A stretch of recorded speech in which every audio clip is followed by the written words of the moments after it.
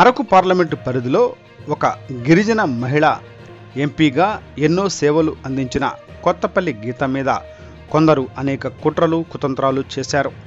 గతంలో అరకు ఎంపీగా పనిచేసిన కొత్తపల్లి గీత అనేక గిరిజన తండాలకు ఎవరు వెళ్ళని ప్రాంతాలకు కూడా వెళ్ళి వారికి మంచినీటి మౌలిక సదుపాయాలు సమస్యల్ని పరిష్కరించిన ఘనత కొత్తపల్లి గీతకు దక్కింది.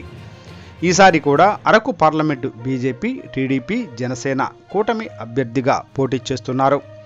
కొత్తపల్లి గీతపై కొన్ని బోగస్ గిరిజన సంఘాలు ఆమె ఎస్టీ సర్టిఫికెట్స్ అనేక ఆరోపణలు, అవాస్తవాలు ప్రచారం చేశారు. అంతేకాక కొన్ని కుట్రలు పన్ని ఆమె ఈ ఎన్నికల్లో పోటీ చేయకుండా ఉండేందుకు కూడా ఊహ్యాలు రచించారు.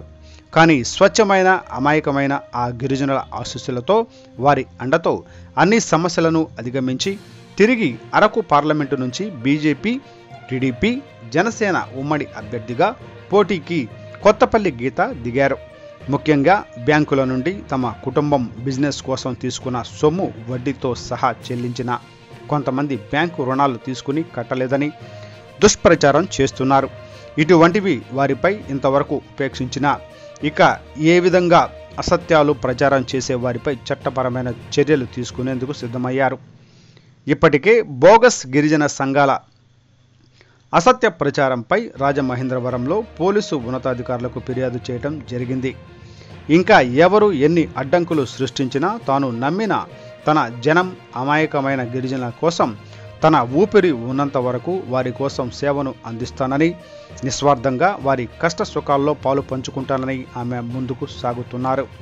తనపై అసత్యాలు ప్రచారం చేస్తున్న బోగస్ గిరిజన సంఘాలపై పోలీసులకు కూడా ఫిర్యాదు చేశానని, ఇదే విధంగా ఇంకా ఆరోపణలు చేస్తే చట్టపరమైన కఠిన చర్యలు తీసుకుంటామని గీత హెచ్చరించారు.